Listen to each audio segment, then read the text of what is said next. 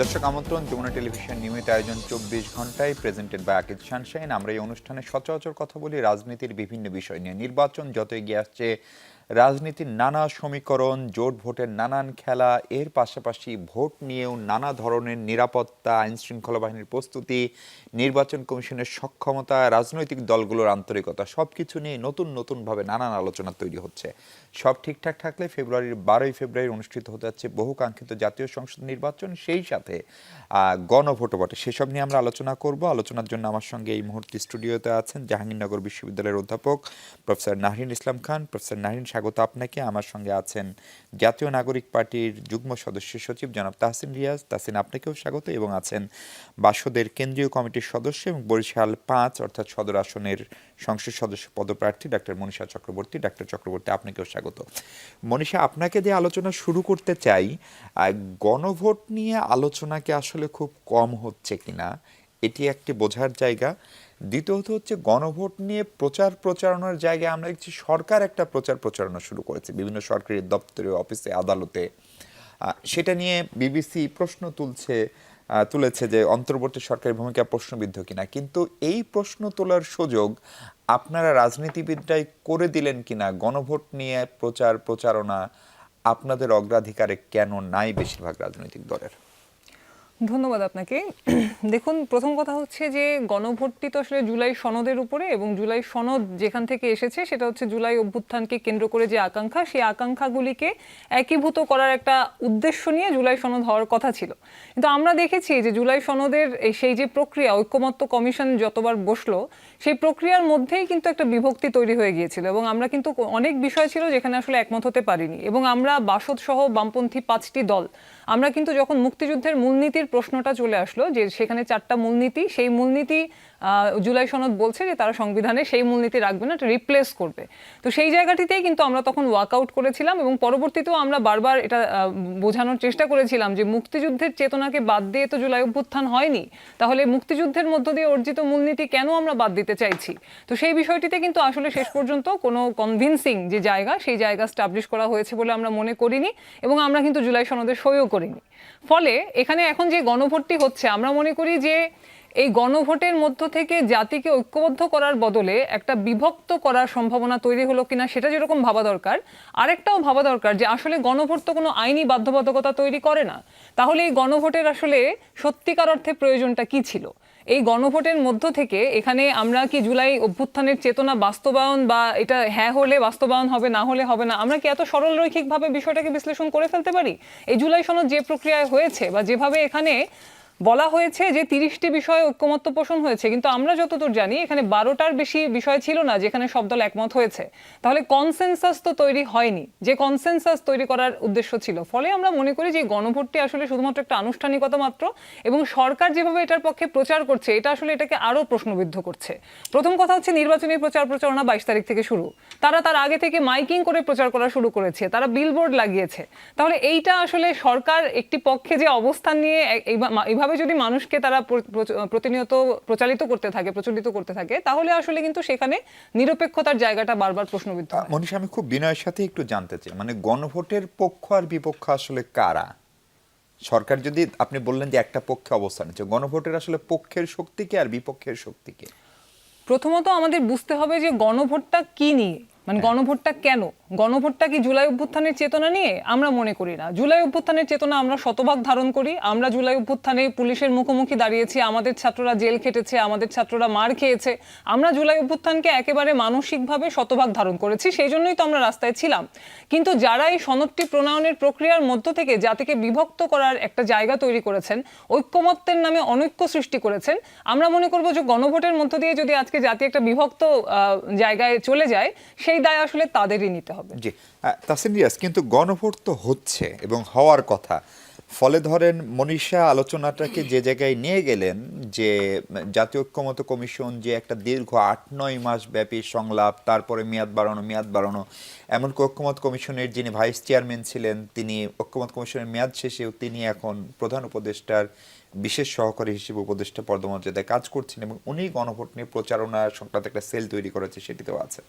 ফলে এই ঐক্যমত্য কমিশনের আলোচনা ব্যর্থ হলো কিনা সেটি প্রথম প্রশ্ন। দ্বিতীয় প্রশ্ন হচ্ছে, আপনারা যে গণভোট, আমি দেখছিলাম যে ফেসবুকে আপনাদের সব প্রার্থীরাই শাপলা কলিকে ভোট দিন আর গণভোটে হ্যাঁ বলুন এই প্রচারণা চালাচ্ছেন। আবার বিপরীতে যেটির উপর ভিত্তি করে গণভোট অর্থাৎ যে জুলাই সনদ, সেটি জাতীয় নাগরিক পার্টি সই করেনি। ফলে এটা খানিকটা কন্ট্রাডিক্টরিও কিনা? আন্তরিকভাবে ধন্যবাদ জানাচ্ছি। আপনি যে প্রশ্নটা করেছেন ওটা খুব গুরুত্বপূর্ণ। আচ্ছা ভাই, একটা ব্যাপার আমি একটু বলে নিই, মানে আমি এন্ডোর্স করতে চাই মনীষা আপা এখানে আজকে আছেন। তার ওই সময়কার যে সংগ্রামগুলো যখন তিনি মেয়র ইলেকশন করছিলেন, ওই সময় স্বৈরাচারীর যে ধরনের জুলুম ছিল, সেই জুলুম চলা অবস্থায় এভাবে করে যে শক্ত শব্দগুলো তিনি ওই সময় উচ্চারণ করেছিলেন, এটা আমাদেরকে অনেক অনুপ্রেরণা জাগিয়েছে। কখনো সুযোগ হয়নি, আজকে তাকে পেয়েছি, এটা তাকে বলা মনে হয়েছিল প্রয়োজন, বললাম। দেখেন, আপনি যে প্রশ্নটা করেছেন ওটা গুরুত্বপূর্ণ। সরকার যদি একটা পক্ষ হয় গণভোটের, তাহলে বিপক্ষে কারা? এখন আপনাকে এটা দেখতে হবে ডিটেইলি যে বিপক্ষে কারা। এটা একটা মৌলিক প্রশ্ন। কিন্তু এখন এই প্রশ্নের উত্তরটা যদি আমরা খুঁজি, আপনি বাকি প্রশ্নের উত্তরগুলো পেয়ে যাবেন। যেমন দেখেন, আজকে বিএনপির স্থায়ী কমিটির একজন খুবই প্রমিনেন্ট, আমি জাস্ট নামটা ভুলে গেলাম, তিনি বলেছেন যে বিএনপির সিদ্ধান্ত হচ্ছে গণভোটে হ্যাঁ ভোট। নজরুল ইসলাম খান, গণভোটে হ্যাঁ ভোট। তার আগে মির্জা ফখরুল ইসলাম আলমগীর তার ফেসবুক স্ট্যাটাসে বলেছেন গণভোটের পক্ষে তাদের অবস্থান। এবং বিএনপির গণভোটের বিপক্ষে কোনো অবস্থান অফিসিয়ালি প্রকাশিত, তারা কোনো প্রকাশিত, যদিও বিভিন্ন জায়গায় আমরা দেখেছি যে তাদের লোয়ার লেভেলে মাঠ পর্যায়ের কর্মীরা গণভোটের ব্যাপারে বিভিন্ন রকম প্রচার প্রচারণা করছে, বাট অফিসিয়াল দুইটা বক্তব্যকে আপনার সামনে রাখেন। আমরা কয়েকটা ডট কানেক্ট করি, অফিসিয়াল কয়েকটা বক্তব্যকে সামনে রাখতে। নজরুল ইসলাম খান তো ওয়ান অফ দি কি ফিগার্স, হ্যাঁ, স্থায়ী কমিটিকে রিপ্রেজেন্ট করেন। Same goes to Mirza Fakhrul Islam Alamgir. আচ্ছা, এবার সেকেন্ড আরেকটা অপশনে যাই, জামাত ইসলামী। বাংলাদেশের আন্দোলনে, গণভুত্থানে তাদের একটা বিরাট স্টেক আমরা এই আন্দোলনের মাধ্যমে আমরা দেখেছি। জামাত ইসলামীর তো একদম ওপেন একটা অবস্থান এখানে আছে, তারা খুব ক্ল্যারিটি দিয়েই তারা গণভোটের পক্ষে, এবং তারা গণভোটের পক্ষে প্রচার প্রচারণাও করছেন। দ্বিতীয় নম্বর দল গেল। তৃতীয় নম্বর দলের দিকে আসে এনসিপি। আর নতুন করে বলার কিছু নাই, আমরা গতকালকে গণভোট নিয়ে আলাদা একটা ক্যারাভ্যান লঞ্চ করেছে এবং এটা সারা দেশ প্রদক্ষিণ করবে। গণভোটের ইম্প্যাক্ট, গণভোটের উদ্দেশ্য, এগুলো নিয়ে তারা ব্রিফিং করবে। জুনায়েদ সাকিব ভাই অফিসিয়ালি এন্ডোর্স করছেন, তারা গণভোটের পক্ষে করছেন। মাহমুদুর রহমান মান্না ভাই, তাদের যিনি সেক্রেটারি সাকিব আনোয়ার, তার বক্তব্যকে আমি রেফার করি, তারা গণভোটের পক্ষে তারা বক্তব্য দিচ্ছেন, গণভোটের পক্ষে অবস্থান নিচ্ছেন। And many others. এখন এই মেনি আদার্সের ভিতরে কারা কারা আছেন যারা বিভিন্ন জোটে অবস্থান নিয়েছেন, যেমন 11 দলীয় জোটের বাকি জোট শরিকদের দলগুলোর দিকে যদি তাকান, তাদেরও আমি বড় দলগুলো কিন্তু আলাদা করে ডিফাইন করে দিলাম, তাদের অবস্থানগুলো খুবই পরিষ্কার, নতুন করে বলার কিছু নাই। সেম গোষ্ঠী যদি বিএনপির অবস্থান এটার পক্ষে হয়, বিএনপির সাথে শরিক যেই দলগুলো গিয়েছে, মান্না ভাইয়ের কথা বললাম, সাইফুল ভাইদের কথা বললাম, বিপ্লবী ওয়ার্কার্স পার্টি অ্যান্ড আদার্স। আচ্ছা, তাহলে এখন আপনাকে উত্তর খুঁজতে হবে, তাহলে গণভোটের বিপক্ষে কারা? কারা বিপক্ষে ভাই? আপনি বাংলাদেশের যতগুলো এক্সিস্টিং পলিটিক্যাল পার্টি আছে, এক্সিস্টিং পলিটিক্যাল পার্টি বিপক্ষে কেউ নাই এখন। তাহলে এইখানকার আজকে যে আলোচনাটাতে আমরা আছি, এই আলোচনাটাতে তাহলে আপনাকে বুঝতে হবে যে বিপক্ষে কারা দাঁড়াচ্ছে। যারা বিপক্ষে দাঁড়াচ্ছে, যেমন মনীষা আপা, আমি খুব মানে সম্মানের সাথেই দ্বিমত করি। তিনি যেটা বললেন যে এটা জুলাই বিপ্লবের আকাঙ্ক্ষার অভিপ্রায় না, এটা চমৎকার একটা ভুল ধারণা, চমৎকার একটা ভুল। আপনি মানে ঠিক কোন পয়েন্টে আপনার কাছে মনে হয়েছে যেটা জুলাই বিপ্লবের আকাঙ্ক্ষার অভিপ্রায় না? যেই 4টা মূলনীতির প্রসঙ্গ আসছে, আমি যদি ভুল না করি, সেই 4টা মূলনীতির প্রসঙ্গে যেটা বলা হয়েছে যে আরও নতুন 4টা শব্দ সেখানে অ্যাড হবে, সেই 4টা মূলনীতিকে কেউ চ্যালেঞ্জ করে নাই, এটা পরিষ্কার করা হয় নাই। হ্যাঁ, এখন সেটা মানে বিভিন্ন, তাহলে আপনারা সই করলেন না। কাজে দেখেন, এখন সই করার প্রসঙ্গ হচ্ছে এরকম যে আমরা হয়তো একটু সময় নিচ্ছি, এখনো তো সময় পার হয়ে যায়নি। দেখেন, সই করা না করার প্রসঙ্গ মানে একটা অফিসিয়াল সাইনিং এর প্রসঙ্গ, তো আপনি আমার অবস্থানটাকে দেখেন না, আপনি আমার অ্যাক্টিভিটি দেখেন না। We have been working for মানে রেফারেন্ডাম, তাই না? মানে বিষয়টা এরকম যে ধরেন আপনি আমার অফিসে সব কাজ করবেন, কিন্তু আপনি নিয়োগপত্র নেবেন না, তাহলে কি আসলে মানে আমরা ব্যাপারটাকে এত জটিল করে দেখি নাই। আচ্ছা, আমরা মানে ব্যাপারটা এত জটিল না। আপনি দেখবেন অ্যাক্টিভিটির প্রসঙ্গ তো একদম এত ওপেন, এটা মানে এটা এই প্রসঙ্গটাই আমার কাছে মনে হয় আসলে কোনো ম্যাটার করে না। সেটা বলছি না। আপনি যে বাইনারি উত্তরটা খুঁজছেন, আমি সেই জায়গাটা নিচ্ছি না জিনিসটাকে। দেখেন, আমার কাছে মনে হয় যে তার প্রাসঙ্গিকতা আছে, ডেফিনেটলি আছে, সেটা হয়তো খুব দ্রুততম সময়ের মধ্যে এটা রিজলভ হবে। এটা আনরিজলভড কোনো থিং নাই, যেহেতু আমরা আমাদের অ্যাক্টিভিটি দিয়ে এটা আমরা পরিষ্কার করে দিয়েছি যে আমরা এটার ফরে আমরা একটা পজিশন নিয়েছি এবং খুবই স্ট্রং পজিশন নিয়েছি। এখন আপনাকে দেখতে হবে যে এই যে জুলাই সনদের যে মানে এই জুলাই গণভোটের যে আলাপটা এখানে এসছে, গণভোট আপনাকে কোন কোন জায়গায়, যেমন কার্যকারিতা নিয়ে প্রশ্ন করছে না, গণভোটের কার্যকারিতা নিয়ে আপনি, এটা আনডিবেটেবল একটা ইস্যু, আপনি এই গণভোটের মাধ্যমে একটা কনস্টিটিউয়েন্ট পাওয়ার দিচ্ছেন নেক্সট পার্লামেন্টকে, গাথনিক পাওয়ার দিচ্ছেন আপনি, এবং সে ডুয়েল রোল প্লে করার একটা পার্লামেন্ট হবে। সে যে ধরনের ইস্যু সেখানে রিজলভ হওয়া দরকার, সে সে হাউসে সেকেন্ড একটা অধিবেশনে সেইটাকে রিজলভ করবে। কাজে এটাকে ছোট করে ভাবার সুযোগ নেই, কোনো সুযোগ নেই। এবং এটা ক্লিয়ার একটা মেসেজ গভর্নমেন্টের পক্ষ থেকে, গভর্নমেন্টের কোনো এন্ডে এই ধরনের মেসেজে এখন আর কোনো বিভ্রাট নাই। কাজে এটা পরিষ্কার হওয়া জরুরি। জি, ঠিক আছে। আমি একটু নাহিনাপা আপনার কাছে প্রথম প্রশ্ন হচ্ছে, গণভোট নিয়ে মানুষ আসলে কতখানি জানেন? মানে আমাদের দেশে আগে 3টা গণভোট হয়েছে, সেগুলোর স্মৃতি আমাদের কাছে খুব বেশি, অন্তত এখানে আমরা যারা আছি তাদের কাছে জীবন্ত থাকার কথা না। ফলে মানুষ কতখানি জানে, এবং এই 18 মাসেও কেন গণভোট নিয়ে মানুষের এই আলোচনা, এমনকি রাজনৈতিক দলগুলো যারা এমপি ইলেকশন করছেন তারাও অনেকে কতক্ষণে জানে, এবং জাতীয় ঐক্যমত্য কমিশন গণভোটের জন্য বা সরকার যে প্রশ্নগুলো চূড়ান্ত করছে সেগুলো কতখানি কমিউনিকেটিভ হলো, যে এখন ভোটের 1 মাস আগে সরকারকে প্রচারণা চালাতে হচ্ছে। দল হিসাবে এনসিপি একটি উদ্যোগ নিয়েছে, ক্যারাভান চালু করেছে, কিন্তু বড় দল বিএনপির খুব সেই অর্থে অ্যাক্টিভিটিস কেন চোখে পড়ে না? আমি খুব কম বিএনপির পেজে বা বিএনপির নেতৃবৃন্দের পেজে গণভোটকে হ্যাঁ বলুন এরকম প্রচারণা দেখেছি, বা মনে পড়ে না আমার। কারণ কি জানেন, মানে এটা আমার ব্যক্তিগত মতামত, গণভোটটা অপ্রয়োজনীয় ছিল। যে স্ট্যাটিস্টিক্সটা তাসিন দিলেন যে সবাই গণভোটের পক্ষে, সবাই যদি পক্ষে হয় তাহলে কি গণভোটটার কোনো প্রয়োজন ছিল? আমি এখানে এসে এর আগেও বহুবার বলেছি যে আমার কাছে মনে হয়েছে যে বিষয়গুলোর উপর গণভোট খুবই কমপ্লিকেটেড একটা বিষয়, এবং রাজনীতিটা বা ভোট দেওয়াটা শুধু আমার আপনার মতো শিক্ষিত মানুষের জন্য নয়। বাংলাদেশে একটি কৃষকও ভোট দিবে, একটি জেলেও ভোট দিবে, এবং অক্ষর জ্ঞানহীন মানুষটাও ভোট দিবে। তাহলে তার জন্য এটি একটি ভেরি কমপ্লিকেটেড ইস্যু।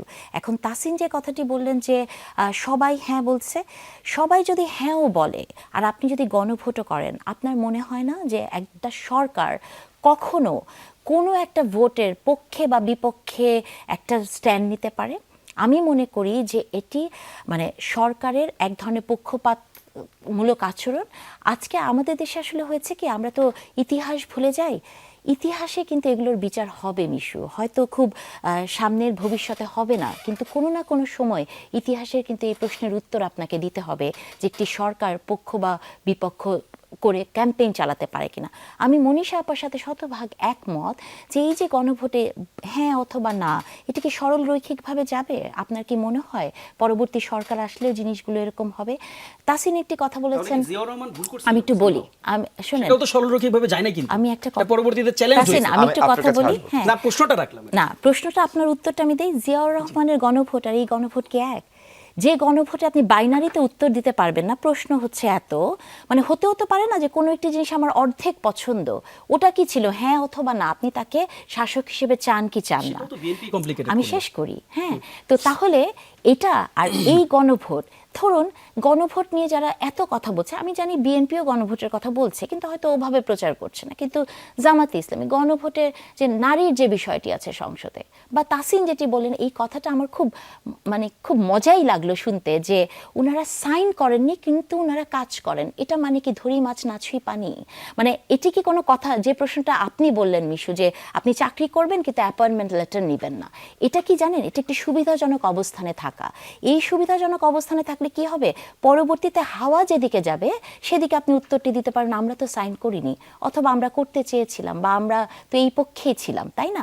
রাজনীতিতে কোনো এই মুহূর্তে সুবিধাজনক জায়গায় যাওয়া যাবে না। আপনি যখন রাজনীতি করেন, আপনি যখন একটা আদর্শ মানেন, তখন আপনাকে জনগণের কাছে ক্লিয়ার হতে হবে যে আপনি আসলে কি চান। এবং আমি মনে করি এবারে নির্বাচনটি এমন একটি নির্বাচন, প্রত্যেকটি মানুষকে রাজনৈতিক ইশতেহার দেখে ভোট দিতে হবে, কার ইন্টেনশন কি সেটা বুঝে ভোট দিতে হবে। হ্যাঁ, তো এই ধরনের ডিলেমায় থেকে, দোদুল্যমনতায় থেকে আমি মনে করি না যে রাজনীতি হওয়া উচিত। মনীষা, গণভোটকে আমি মনে করতে পারি না যে একই দিনে একই সঙ্গে দুটো ভোটের আয়োজন হচ্ছে এবং দুটি আলাদা ব্যালট পেপার থাকছে।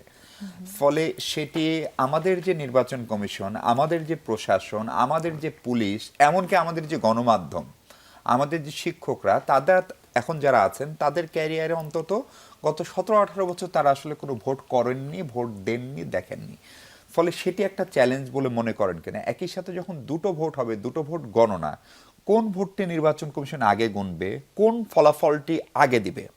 অথবা ধরেন কোনো কারণে যদি গণভোটের ফলাফল হ্যাঁ হয়, তাহলে সেটি সংসদ নির্বাচনের ফলাফলে কোনো প্রভাব ফেলবে কিনা, না হলে তো অবশ্যই ফেলার কথা। ফলে এই চ্যালেঞ্জগুলো নিয়ে নির্বাচন কমিশন এবং সরকারের যে প্রস্তুতি, সেটা প্রার্থী হিসাবে আপনাকে কতখানি সন্তুষ্ট করে? দুটি বিষয়। একটা বিষয় হচ্ছে দেখেন যে গণভোটের ফলাফল, আমাদের একজন বক্তাও বললেন যে এটা একটা পাওয়ার দিবে পার্লামেন্ট ইত্যাদি ইত্যাদি। প্রথম কথা হচ্ছে এটার কোনো আইনগত ভিত্তি নাই। গণভোট কোনো আইনগত লেজিসলেচার কিছুই তৈরি করে না, এটার কোনো আইনগত ফ্রেমওয়ার্ক এটা তৈরি করে দেবে না। এটা শুধুমাত্র একটা আপনি কিন্তু দিয়েছে তো আগে মনীষা, ধরেন না, যে হ্যাঁ, সেটা হচ্ছে আপনি একটা নৈতিকভাবে আপনি একটা সমর্থন নিলেন মানুষের, যে আপনি হচ্ছে এটার পক্ষে একটা মরাল সাপোর্ট নিলেন, দ্যাটস ইট। এখানে কোনো লিগাল কোনো শব্দ Bindings নাই এখানে নাই, বাইন্ডিংস নাই। এখন ধরেন যে এখানে আগের গণভোটগুলির ফলাফল কি সেটা যদি একটু দেখেন, যে আমাদের যখন এখানে রাষ্ট্রপতি থেকে প্রধানমন্ত্রীর এই যে বিচার ব্যবস্থায় ট্রান্সফরমেশন, সেই সময় কিন্তু গণভোট হয়েছিল, তখন কিন্তু বেশিরভাগ মানুষ নায়ের পক্ষে ভোট দিয়েছিল। মানে এই যে আবার এর আগের যে দুটি ভোট, সেই দুটি ভোট যখন সামরিক শাসনামলে ভোট হয়েছে, তখন কিন্তু সেখানে আমরা দেখলাম যে বিপুল সংখ্যক ভোট পড়েছে, সবাই হ্যাঁ বলেছে, এরকম ভাবে কিন্তু তখন একটা মেকানিজম দেখানো হলো। এখন যেভাবে সরকার এটার পক্ষে প্রচার করছে, তাহলে আমাদের কিন্তু সেই যে প্রথম যে দুটি গণভোট, সেটার স্মৃতি কিন্তু আমরা না দেখলেও এটা মুখে শুনে কিন্তু আমাদের সেটা মনে পড়ে যাচ্ছে যে এখানে আবার একটা সরকারি মেকানিজমে উত্তর চলে আসবে কিনা, এটা একটা বিষয়। আবার আরেকটা বিষয় হচ্ছে ধরেন এবারের অবশ্যই এটা একটা চ্যালেঞ্জ, কারণ মানুষ তো কনফিউশনও পড়ে যাবে। মানে এমনিতেই হচ্ছে ভোট, বিপুল সংখ্যক ভোটার ভোট কেন্দ্রে যাওয়ার কথা, তারা যখন যাবে, তারা একটা ভোট দিতে গেলেই অনেক সময় নানান রকম দ্বিধাদ্বন্দ্ব, ভোটার নাম্বার বের করা, নানান রকম জটিলতা সেখানে হয়। সেখানে এই ভোটটা তো নতুন, বাংলাদেশের যত মানুষ ভোট দেবে প্রত্যেকের কাছেই তো এই হ্যাঁ ভোটের বিষয়টি নতুন, ফলে সেটা নিয়ে একটা সময় ক্ষেপণ হবে সেখানে। আবার চারটা প্রশ্ন, কেউ যদি দুইটার সাথে একমত হয়, দুইটার সাথে যদি দ্বিমত হয়, তাহলে সে কোনটায় ভোট দেবে? মাঝামাঝি তো কোনো অপশন নাই। তাহলে এই যে একটা কনফিউশন এখানে সৃষ্টি হবে, তার মানে উনি ভোট না দিয়েও চলে আসতে পারেন। ভোট না দিয়ে চলে আসার মানে সম্ভাবনা তিনি- আছে, সেটা ফাঁকা থাকার সম্ভাবনা আছে, নানান রকম সম্ভাবনা আছে, এবং মোট কথা হচ্ছে নির্বাচনী প্রক্রিয়াটাকে জটিল করে তোলারও একটা সম্ভাবনা এখানে আছে। আবার আমরা যেরকম মব সন্ত্রাস দেখছি, এখন এই মব সন্ত্রাসটা ভোটের সময় যে নিয়ন্ত্রণে থাকবে, সেইটার আসলে সার্টিফিকেটটা কে দেবে? 15 মাসে তো সেই সার্টিফিকেট সরকার দিতে পারে নাই, সরকার তো জনমনে আস্থা তৈরি করতে পারে নাই। আমরা যখন যাচ্ছি মানুষের কাছে, মানুষ তো আমাদেরকে প্রশ্ন করছে যে নির্বাচন কিভাবে হবে। এই যে কথায় কথায় পত্রিকা অফিস জ্বালিয়ে দিচ্ছে, তারপর একজন প্রার্থী হাদি, তাকে গুলি করে হত্যা করা হচ্ছে, সেটা হত্যাকারী ধরা পড়ছে না। আমরা দেখছি যে আজকেও আমরা শুনলাম একটু আগে যে ময়মনসিংহে একজন আসামিকে ধরে নিয়ে যাওয়া হয়েছে। এইরকম ভাবে যদি একটা অরাজক পরিস্থিতি থাকে, 42,000 ভোট কেন্দ্র, 42,000 ভোট কেন্দ্রে কারা নিরাপত্তা দেবে? সেই বাহিনী কোথায়? সেই অ্যাক্টিভিটি কোথায়? আমরা দেখছি যে বৈধ অস্ত্র এখন পর্যন্ত জমা নেওয়া হচ্ছে না, অবৈধ অস্ত্র উদ্ধারে যেরকম অভিযান চালানোর কথা, সেই অভিযান তো আমরা চলতে দেখছি না। তাহলে আসলে এখানে জনমনে আস্থা তৈরির প্রক্রিয়াটা কি? গণভোট নিয়ে যত প্রচারণা হচ্ছে, তার চেয়ে বেশি তো দরকার ছিল যে আইন শৃঙ্খলা বাহিনীকে মাঠে রাখা এবং তাদের জনগণের মধ্যে কনফিডেন্স বিল্ড আপ করা। কারণ আমরা তো এখানে একটা পাওয়ার ট্রান্সফরমেশন দেখছি। তাহলে এই পাওয়ার ট্রান্সফরমেশনের জায়গাটিতে সরকারের কি আগ্রহ কম? তার কি এই ধরনের শুধুমাত্র একটি আনুষ্ঠানিকতার দিকে আগ্রহ বেশি? মানে সেটা কিন্তু জনমনে প্রশ্ন তৈরি করছে। জি হ্যাঁ, তাসিন, আমি বিরতিতে যাব। তাসিন এবং প্রফেসর নাহরিন, আপনাদের দুজনের কাছে প্রশ্ন। গণভোটের যে প্রশ্নটা হলো, এই গণভোটের প্রশ্নগুলোকে আরেকটু সহজ করাও যেত কিনা, নাকি আসলে এটা যেভাবে হয়েছে, অনেক বিজ্ঞজনরা করেছেন, দেশি বিদেশি সবগুলো দলের মতামত 8-9 মাস মিলে, এবং এই প্রশ্নটাও মানে একটু কমিউনিকেটিভ করা গেলে এই বিতর্কটা কম হতো কিনা, এবং কোনো কারণে যদি গণভোট, যেটি মনীষা বলছিলেন, কেউ গিয়ে গণভোট দিচ্ছে কিনা এটি তো দেখার সক্ষমতা কারো নাই। মানে কেউ যদি শুধু ধরেন শাপলাকলিতে ভোট দিয়ে আসতো, তিনি গণভোটে ভোট দিলেন না, সেই ভোটের পার্সেন্টেজও এখানে কোনো ম্যাটার করবে কিনা সেই প্রশ্নে কথা বলতে চাই আমরা। দর্শক আমাদের সঙ্গে থাকবেন।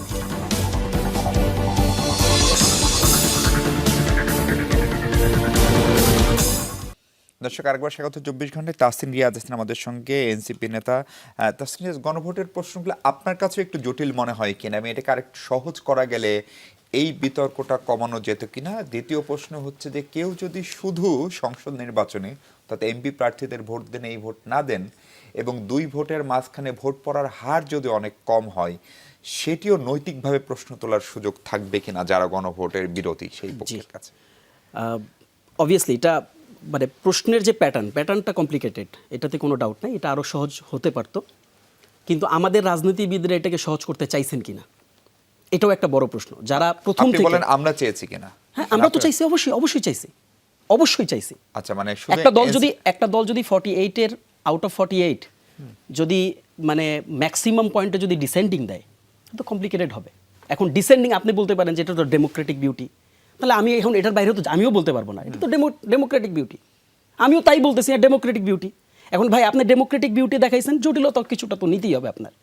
এবং দেখেন, আমি জাস্ট আপনার উত্তরটা মানে দেওয়ার সাথে সাথে আমার কাছে মনে হয় কিছু ব্যাপার একটু রেসপন্স করা দরকার। নাহরিন ম্যাডাম বললেন যে এটা অপ্রয়োজনীয় ছিল, এটা কমপ্লিট একটা লজিক্যাল ফ্যালাসি। পৃথিবীর ইতিহাসে মানে I have the references, but বাংলাদেশের ইতিহাসের দিকে তাকান। বাংলাদেশে যে কয়টা রেফারেন্ডাম হয়েছে, বাংলাদেশে প্রত্যেকটা রেফারেন্ডামে আপনি কি কাস্টিং পার্সেন্টেজ জানেন? অ্যাবোভ 95 টু অ্যাবোভ 100% 98% পর্যন্ত কাস্টিং হয়েছে। তাহলে সবাই তো হ্যাঁ ছিল, মানে উনার লজিক, সবাই যদি হ্যাঁ থাকে তাহলে এই গণভোট অপ্রয়োজনীয়। তাহলে ওই গণভোটটা জিয়াউর রহমান কেন করে? অভিজ্ঞ রাজনীতিবিদ ছিলেন জিয়াউর রহমান, বিজ্ঞ রাজনীতিবিদ ছিলেন। এটা একটা প্রসেস কি? এই প্রসেসটা হচ্ছে একটা আপনি মানুষের পক্ষ থেকে আপনি রিকগনিশন নিচ্ছেন। ইটস নট সবাই কি জানেন? হ্যাঁ, সবাই জানি ভাই। সবাই কি পক্ষে আছেন? পক্ষে আছেন, সমাবেশের মতন সবাই হাত তুলে দেখান, হাত তুলে দেখায় না ওয়াজ মাহফিলগুলোতে, হ্যাঁ হাত তুলে দেখাইছে, হয়ে গেল। Is it the process? এটা একটা লজিক্যাল ফ্যালাসি। কাজেই রেফারেন্ডাম সবাই যদি হ্যাঁও থাকে, you have to have some evidence. এটা ইতিহাস, আপনি ইতিহাসকে ভাই চ্যালেঞ্জ করলে তো আই হ্যাভ নাথিং টু সে।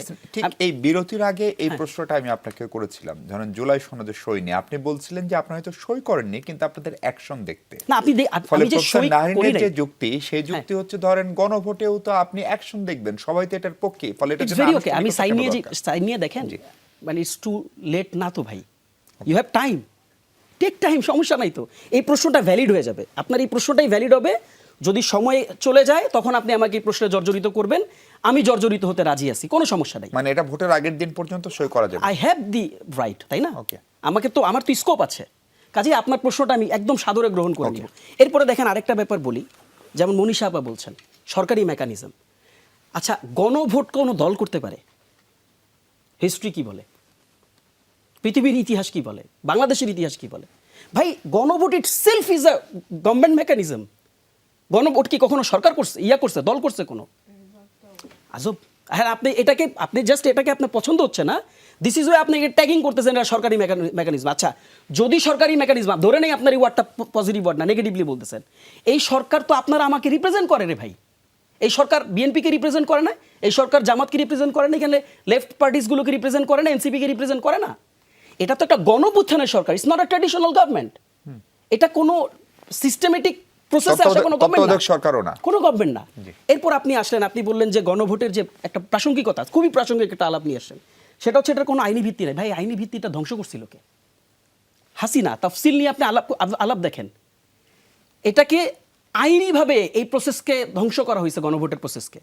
পরবর্তীতে এটা রিট আছে, বদিউল আলম মজুমদার স্যারের রিট আছে, আপনি দেখেন। এবং সংসদ সেখানে আইন বিচার বিভাগ সেখানে কি ধরনের রায় দিচ্ছে আপনি দেখেন। এটাকে রিলেজিটিমাইজ করার সুযোগ আছে, কিন্তু আপনি রিলেজিটিমাইজ করার জন্য আপনার পার্লামেন্ট লাগবে, প্রসেসে যাইতে হবে তো আপনাকে। আপনি এটাকে যখন আপনি রেফারেন্ডামটা করে নেবেন, আপনি যখন আইনি কাঠামো দিয়ে আপনি যখন এটাকে মানে রিস্টাবলিশ করবেন, তাইলে তবে আপনার আইনি ভিত্তি নিয়ে কথা নাই। আচ্ছা, এখানে দুজন কি আমি একটু বলি, আমি আমার দলের রেফারেন্স নেওয়ার দরকার নেই। আপনার আমি একদম জাস্ট সহজ করে, আমার দলের রেফারেন্স নেওয়ার দরকার নেই। ঐক্যমত্য কমিশনে এটার উপর একদম এক্স্যাক্টলি এটার আইনি ভিত্তি আছে কিনা, সালাউদ্দিন ভাইয়ের একটা স্পিচ আছে, খুবই খুবই সিগনিফিকেন্ট। মানে আমরা তো সালাউদ্দিন ভাইকে এটা খালি রাজনীতিবিদ হিসেবে দেখি, মানে রাজনীতি আইন এবং রাজনীতি শাস্ত্রের তার একটা ভালো মানে আপনি সেখানে দেখতে পারেন, খুবই সিগনিফিক্যান্ট, ওয়েল রেফারেন্সড, এবং মানে হিস্ট্রিতে উনি রেফারেন্সগুলোকে ওখানে কোট করছেন। আপনি ওনাদের বক্তব্য শুনতে পারেন, কোনো সমস্যা নেই। আমার বক্তব্য শোনা ধরে, আমি একটু কম জানি, তার বক্তব্যটা শুনেন, দেখেন এটার আইনি ভিত্তি আছে কিনা। আইনি ভিত্তি নাই, পুরো একটা রাষ্ট্র ব্যবস্থা এটাকে মানে কোনো কারণে যদি গণভোটে কম ভোট পড়ে, এটার উত্তরটা আমি দেই। দেখেন, গণভোটে কম ভোট পড়ার যে ব্যাপারটা আপনি বলতেছেন, এখন ধরেন আমি এখানে আগে অবশ্য কখনো পড়ে নাই, আমি এখন উত্তর কি দিতে পারি বলেন? যে গণভোটে যদি কম ভোট পড়ে, আমি মন খারাপ করা ছাড়া তার আমার কোনো উপায় নেই। কিন্তু গণভোটে কম ভোট যদি পড়ে, তাহলে এটারও কিছু কিছু নাকি গণভোটে কম ভোট পড়েই না কখনো? আইডিয়ালি পড়ে না। বাংলাদেশ হিস্ট্রিতে আইডিয়ালি আমরা দেখি নেই, মানে যে কটা গণভোট আর রেফারেন্স আমাদের কাছে প্রায় আছে 100 দেখি কাছাকাছি ছিল। কাছাকাছি ছিল। এখন আমরা বিশ্বাস করি যে এই গণভোটেও এরকম কাস্টিং হবে, কারণ দেখেন মানুষের কাছে পরিবর্তনের মেসেজগুলো ক্লিয়ার। পরিষ্কার। কোন দল, আমি লাস্ট লাইনটা বলে দিই, কোন দল তার পাওয়ার এক্সারসাইজ করতে পারবে না বলে গণভোটের বিপক্ষে অবস্থান নিচ্ছে, এটা এখন মানুষ জানে। কাজেই মানুষ ওই আউটব্রেকটা করবে। আপনি দেখেন না আপনার এই কি বলে বিভিন্ন পাবলিক ইউনিভার্সিটি ইলেকশনগুলোতে দেখতেছেন না, জি, এটা পরিষ্কার কিন্তু হচ্ছে। Message, it's a G. Message. আপনি মেসেজ যাবে নিবেন, কি নেবেন, it's on you. Professor Nahrin, DUCSU JAKSU RUCSU Chaksu বা সবশেষ জগন্নাথ বিশ্ববিদ্যালয়, সেটা একটা মেসেজ কিনা, এবং পাওয়ার এক্সারসাইজ করার জন্য যে দলের কথা তাসিন রিয়াজ বলছেন সেই দলের নাম উল্লেখ না করলেও বোঝা যায় দলটি কোনটা।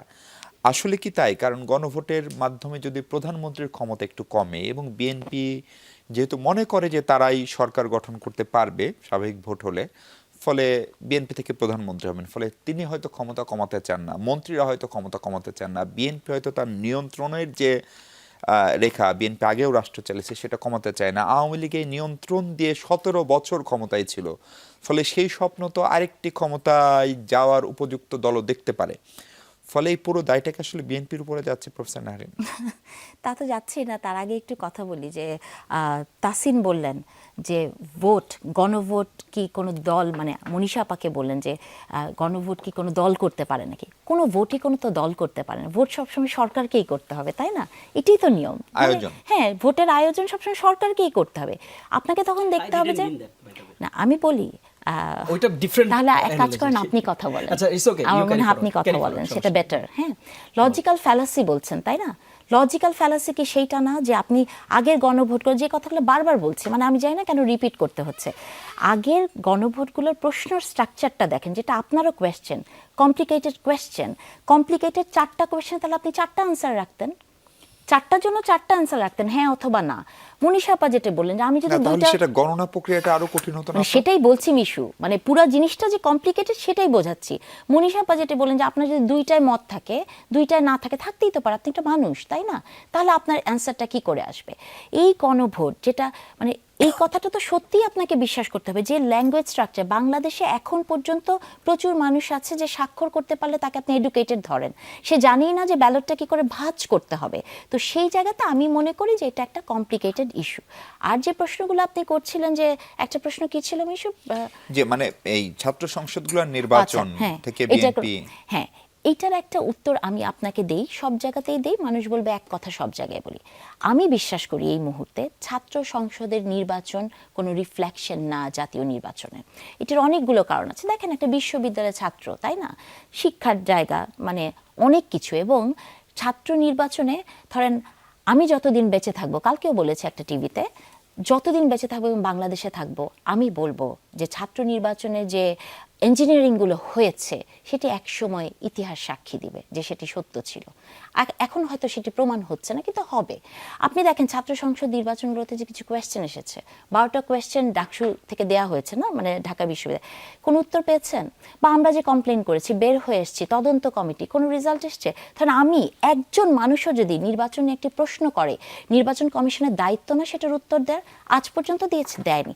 আমি ধরেই নিলাম নির্বাচন খুবই সুন্দর হয়েছে, কোনো ইঞ্জিনিয়ারিং হয়নি।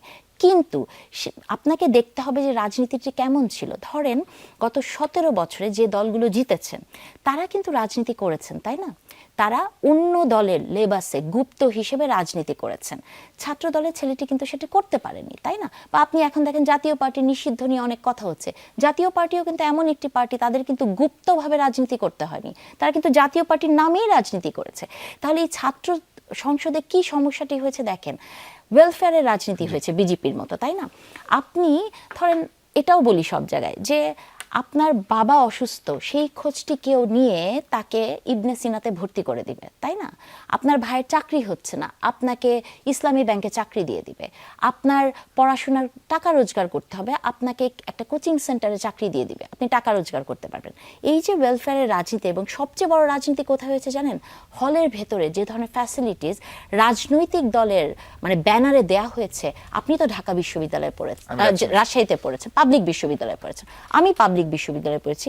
আপনার মনে হয় যে পাবলিক বিশ্ববিদ্যালয়ের হলের ভিতর গরম পানি ঠান্ডা পানি দিতে পারে কোনো রাজনৈতিক দলের ব্যানার?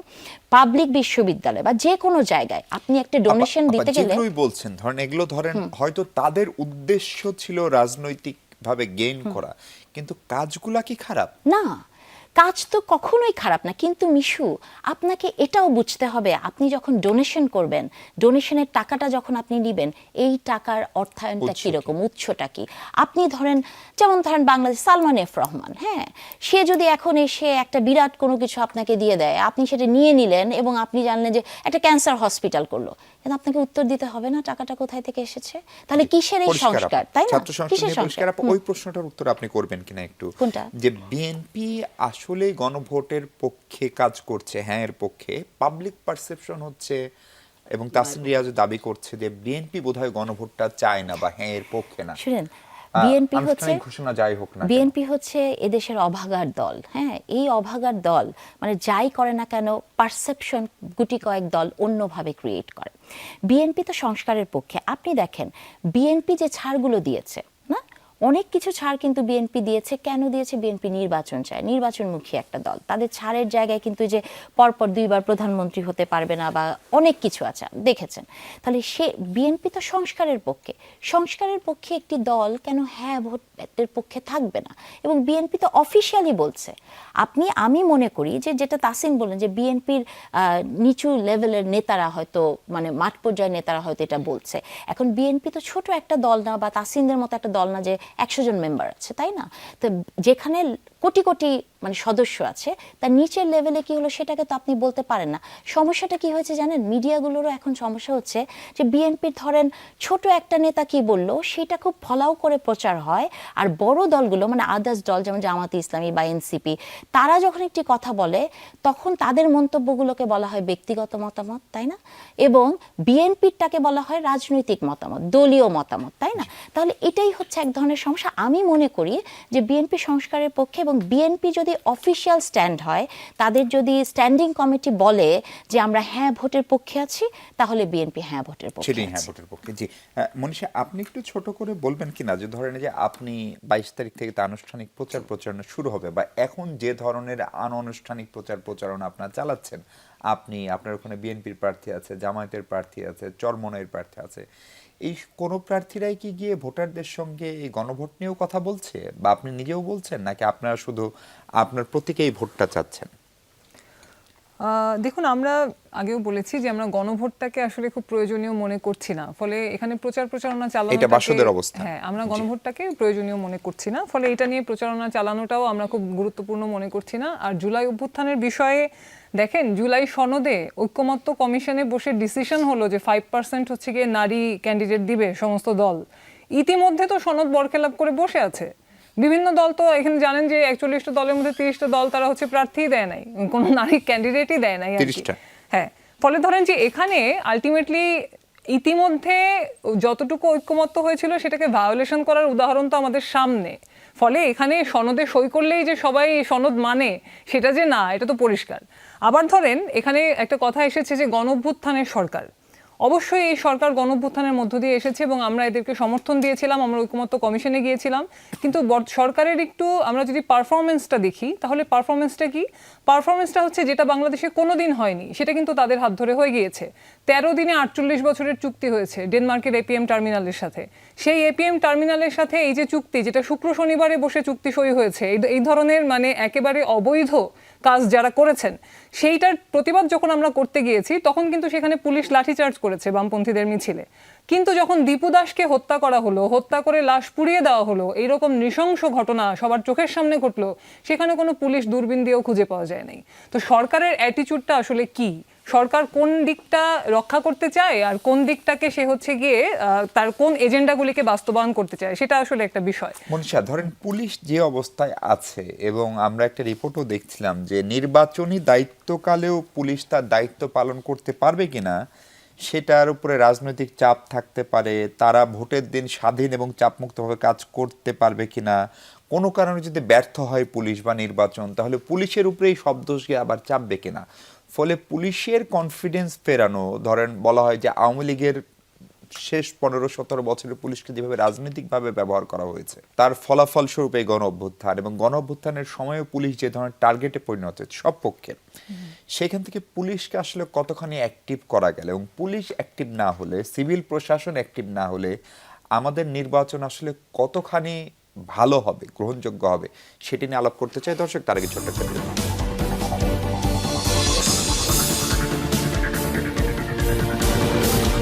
দর্শক আরেকবার স্বাগত 24 ঘন্টা। আমরা কথা বলছি নির্বাচনের সময় পুলিশের ভূমিকা নিয়ে। মনীষা, একটু আগের খবর হচ্ছে, মানে আজকে দিনেরই খবর, ময়মনসিংহে পুলিশের উপর হামলা করে আসামি ছিনতাই করে নিয়ে যাওয়া হয়েছে, হাতকড়া সহ সেই আসামি। ফলে এ ধরনের অসংখ্য উদাহরণ আমরা দিতে পারি। ধরেন, ফলে পুলিশের এই ভূমিকা, এবং পুলিশ বলে তারা কনফিডেন্স নেয়, এমনকি তারা নির্বাচনী দায়িত্ব পালন যেদিন করবেন ভোটের আগে পরে, সেটি নিয়েও পুলিশের কর্মকর্তারা নাম প্রকাশ না করে সংশয় প্রকাশ করছেন। ফলে সেটি আসলে ভোটারদেরকে, আমরা যারা ভোটার, তাদেরকে কতখানি ভোট কেন্দ্রমুখী করবে? হ্যাঁ, প্রশ্নটা খুবই প্রাসঙ্গিক, কারণ হচ্ছে আমরা এই প্রশ্নটা খুবই ফেস করছি, এবং এই বাস্তবতা তো আছে আসলে। কারণ শুধু ভোটারদের না, প্রার্থীদেরই তো নিরাপত্তা নিশ্চিত করতে পারছে না। আবার প্রার্থীদের নিরাপত্তা নিশ্চিত করতে গিয়ে নতুনভাবে অস্ত্রের লাইসেন্স দিয়ে নির্বাচনের সময় যেখানে একটা অস্ত্রবিহীন পরিবেশ থাকার কথা, সেখানে আরো বৈধ অস্ত্র তাদের হাতে তুলে দেওয়ার একটা আয়োজন আমরা দেখছি। এখানে আসলে আমরা মনে করি যে নিরাপত্তার সংকট আছে, কিন্তু সেখানে পুলিশ শুধু একটা বাহিনী হিসেবে না, আমরা মনে করব যে এখানে আসলে মূল ব্যর্থতাটা হচ্ছে সরকারের অ্যাটিটিউডটাই আসলে দুর্বলতার জায়গাটা পুলিশের মধ্য দিয়ে প্রকাশিত হচ্ছে। এই যে মানুষকে নিরাপত্তা দিতে যে ব্যর্থতা, সেই ব্যর্থতাটা পুলিশের মধ্যে সেই অ্যাটিটিউডটারই একটা প্রতিফলন আসলে ঘটছে। এবং এখানে তো আরো বেশি বেশি করে হচ্ছে নিরাপত্তার জায়গাটা স্টাবলিশ করা দরকার। এখন 15 মাস পরে আর 1 মাস পরে নির্বাচন হবে, আর সরকার হচ্ছে বিলবোর্ড টানিয়ে মানে গণভোটের প্রচারণা করছে, কিন্তু ভোট দিতে যে যাবে যে মানুষটা, সেই মানুষটা তো সিকিউর ফিল করছে না। কিন্তু কি করলে মানুষ সিকিউর ফিল করে? মানে পুলিশ যদি লাঠিচার্জ করে, গুলি করে, তাহলেও সেটি আপনি সমালোচনা একটা হচ্ছে। অপরাধের বিচার তো, আপনি একটা অপরাধের বিরুদ্ধে তো অ্যাকশন নিচ্ছেন না। আপনি তো একটা বিল্ডিং জ্বালিয়ে দেওয়া হচ্ছে, ঢাকার মতো জায়গায় প্রথম আলো ডেইলি স্টারের বিল্ডিং জ্বালিয়ে দেওয়া হয়েছে, সারা রাত বসে সেই বিল্ডিং জ্বলেছে, সেখানে ভোরবেলা প্রায় সিভিল লোকজন গিয়ে সাংবাদিকদেরকে উদ্ধার করে নিয়ে আসার ঘটনা ঘটেছে। তা এইখানে পুলিশ কোথায় ছিল, সরকার কোথায় ছিল? দেশে কি কোনো সরকার এক্সিস্ট করেছে তখন? আবার ছায়ানট, উদীচির মতো ভবনগুলিতে হামলা হয়েছে, সেখানে পুলিশ যাওয়ার সময় পেল না।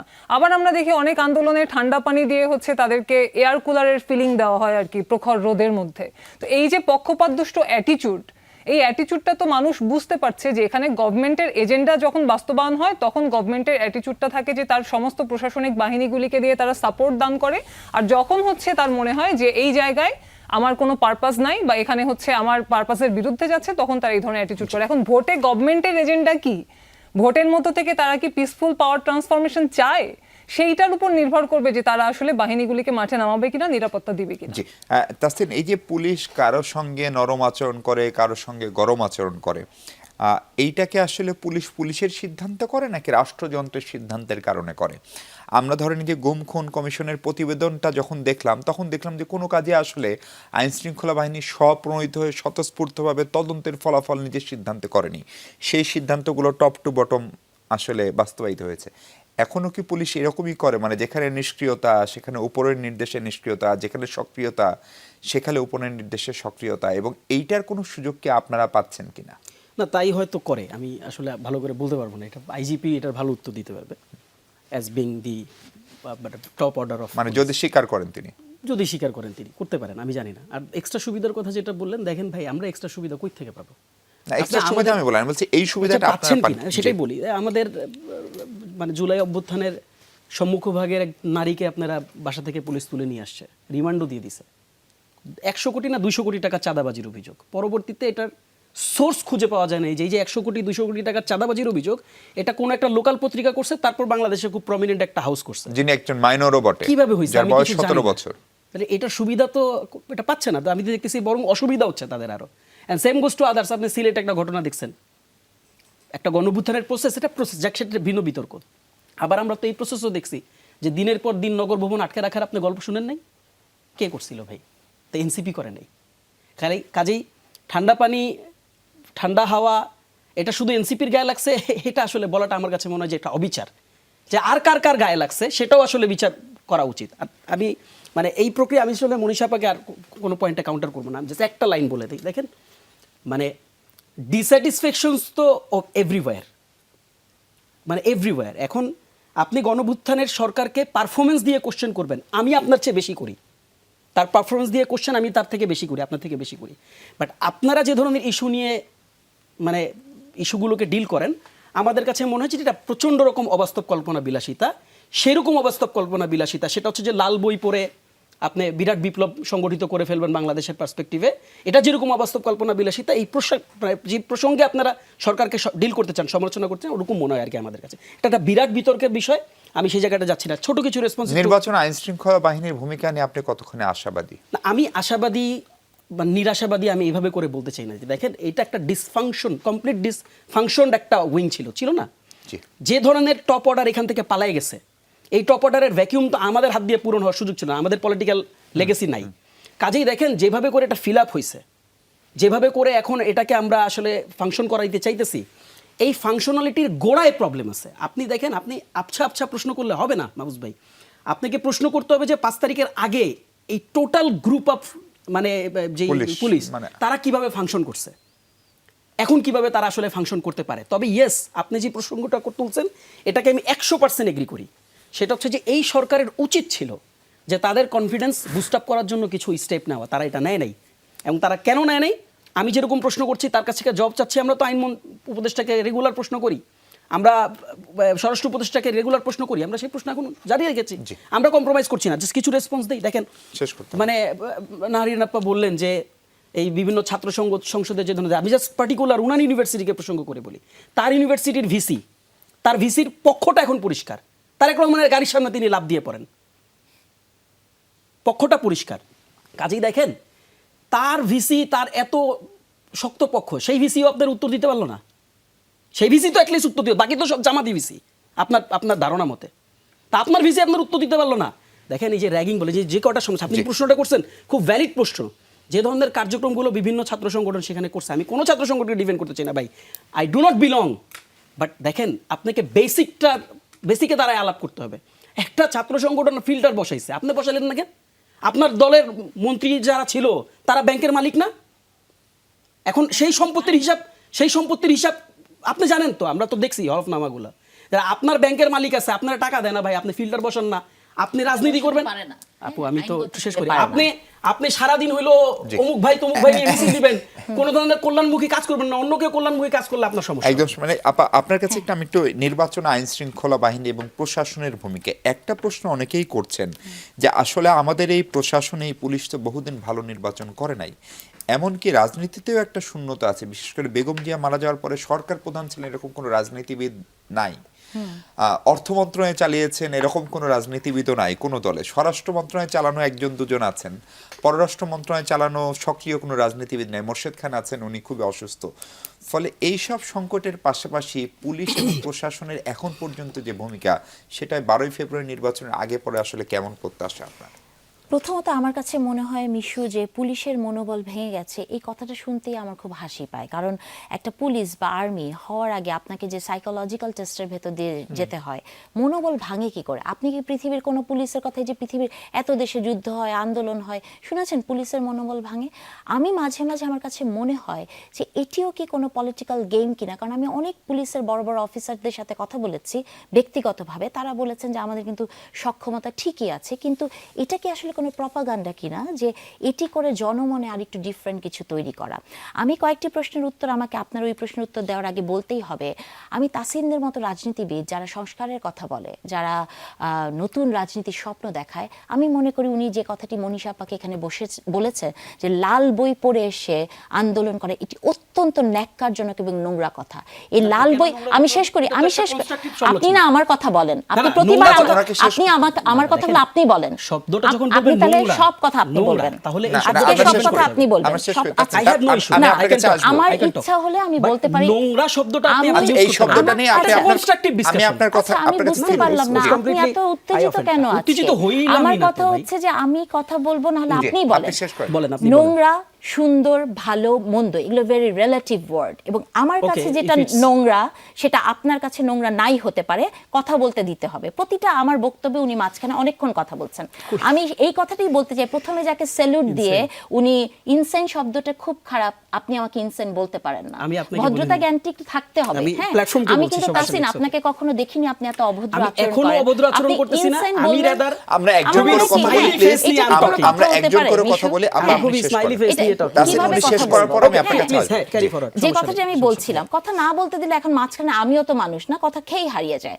আপনি যখনই কাউকে বলবেন যে ধরেন আমার কাছে একটা শব্দ নোংরা লাগতেই পারে মিশু, সেটা আপনার কাছে নাই লাগতে পারে, এটা আমার যুক্তি, আপনি পরে বলেন। তো যে কথাটি মনীষা আপাকে দিয়ে তিনি শুরু করেছে, এই 18 মানে মনীষা আপা যখন, আমি খুব স্যালুট জানাই উনাকে, যখন মেয়র ইলেকশন করেছে এই লাল বই পড়ে উনি তখন যে প্রতিবাদের ভাষা দিয়েছেন, তাসিনের দলের অনেক বড় নেতা জুলাইয়ের 1 মাস আগেও শেখ মুজিবুর রহমান কত বড় নেতা বলে বিতর্কের মঞ্চ কাঁপিয়ে ফেলেছে, ফেলেছে। তো এটাই পার্থক্য লাল বই এবং আদর্শ এবং মানে আরোপিত আদর্শের মধ্যে, ঠিক আছে? এরপরে যে কথাটি বলছিলাম, শেষ করতে। হ্যাঁ, কোনটা যে কি বলবো, আমার কথা তো ওই বলে দিয়েছে। কি যেন লাস্টের কথাটা জি, ছিল মিশু? আমার প্রশ্ন ছিল আপনার কাছে যে পুলিশ প্রশাসনের ভূমিকা নিয়ে আপনি কতখানি আশাবাদী, পুলিশ এবং আমি সিভিল প্রশাসন? আমি আশাবাদী হতে চাই, কিন্তু হতে পারি না কেন? মনীষা আপা যেটি বলছেন, দেখেন যে বিল্ডিংগুলো ভাঙা হলো, হ্যাঁ, যে আমি তখন বাইরে ছিলাম, টিভিতে দেখছিলাম, এই মবটা কি মানে সরকার কন্ট্রোল করতে পারতেন না? অবশ্যই পারতেন। সরকারের কি কোনো নিরাপত্তা বাহিনী নাই, কোনো ডিজিএফআই, এনএসআই এগুলো নাই যারা গোপন তথ্য দেয় সরকারকে? সিআই নাই? এরা কি তখন জানতো না যে আমরাই যদি সরল মানুষ বুঝি যে ওই সময় এরকম একটি মব হবে, সরকার পারতো না? জাহাঙ্গীরনগর বিশ্ববিদ্যালয়ে একজন ছাত্র নেতা প্রকাশ্যে ঘোষণা দিয়েছে উদিচিকে ভেঙে গুড়িয়ে ফেলতে হবে, তার বিরুদ্ধে কোনো ব্যবস্থা নেওয়া হয়েছে? তার মানে সরকার তার মানে ভেরি সিলেক্টিভ, কোন জায়গায় সে কি করবে সে নিজে খুব ভালো জানে। মনীষা আপার সাথে গলা মিলে বলতে চাই, সরকার যদি চায় যে খুব মানে সেফলি ক্ষমতার হস্তান্তর হবে, তাহলে হবে, না হলে হবে না। জি, অনেক ধন্যবাদ প্রফেসর নাহরিন, ধন্যবাদ মনীষা চক্রবর্তী, ধন্যবাদ তাসিন রিয়াদ। দর্শক ভালো থাকবেন, সবাই নিরাপদে থাকুন।